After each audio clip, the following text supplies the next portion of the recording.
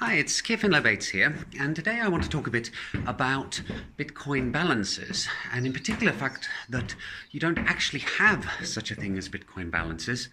Instead, in Bitcoin, you have what are called unspent transactions and inputs and outputs. And this has a weird effect, namely that you can't actually genuinely look at a Bitcoin address and say it has this particular balance. Different block explorers will actually come up with different answers for some addresses.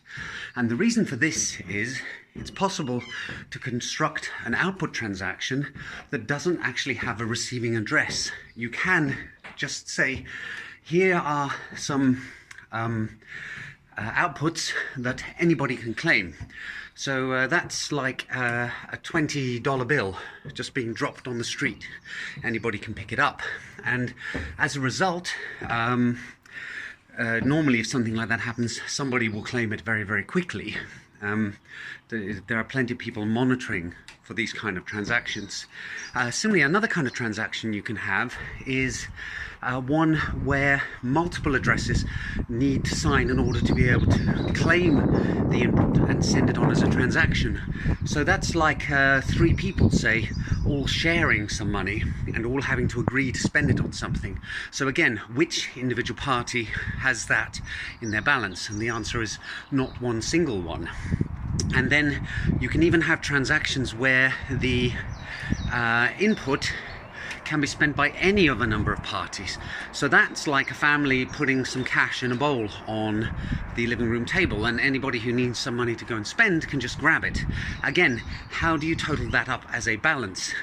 You can't say that the father of the family or the daughter has that balance. It's shared amongst all of them. So you have this issue in Bitcoin that the concept of balance, as we know it from banking, you know, the idea that I have X dollars in my account, I spend some, and then I have X minus that amount as my balance, and somebody else's balance goes up. It's not as sort of clear-cut and simple as that. And you can see this when you go to blockchain explorers for Bitcoin and look at the balance for a particular address.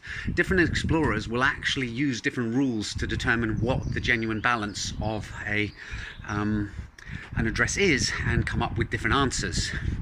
And one final funny thing is that there is this transaction at the beginning of each block that is called the Coinbase transaction, where the successful miner can claim their reward for mining the block. But the code doesn't actually say they have to claim it. Now, obviously, given the current price of Bitcoin, they would be foolish not to.